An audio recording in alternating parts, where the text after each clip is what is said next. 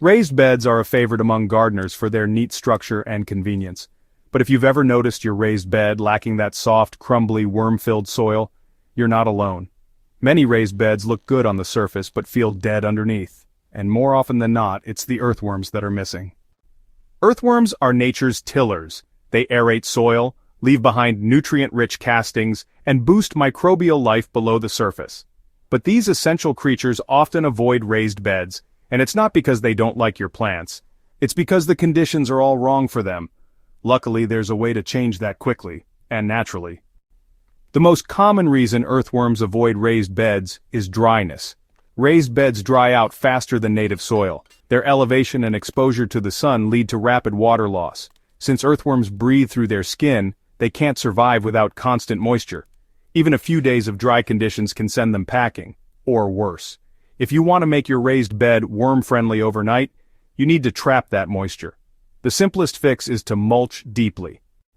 Use compost, shredded leaves, straw, or aged grass clippings. A thick mulch layer cools the soil, locks in water, and eventually becomes worm food. Another invisible reason is the absence of microbial life. Earthworms aren't just eating leaves, they're feeding on bacteria and fungi that grow on organic matter. If your raised bed is filled with store-bought mixes or sterile soil, it might be missing this entire underground ecosystem. Without those microbes, the food web collapses, and worms stay away. The solution? Introduce life. Add worm castings or living compost. These are full of active microbes and enzymes that trigger the natural decomposition process. Once microbial life starts to flourish, worms will follow quickly.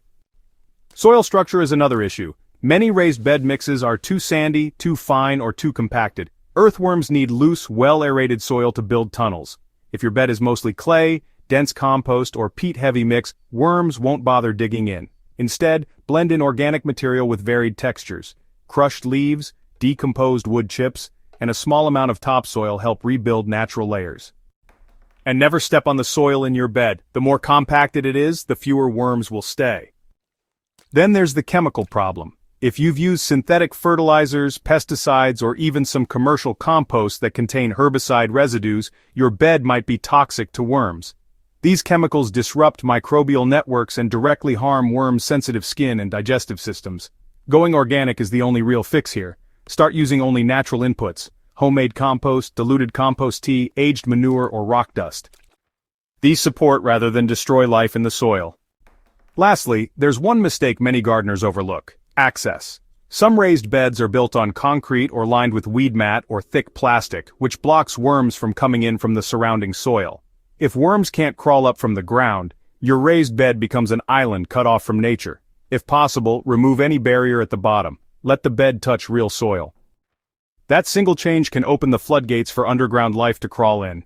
If your setup must stay isolated, introduce worms yourself. Red wigglers or Alabama jumpers are good choices for raised beds. What's incredible is how quickly worms respond once conditions are right. Add moisture, food, shelter, and microbial life, and within days you may see tiny castings, tunneling activity, or even worms peeking out after rain.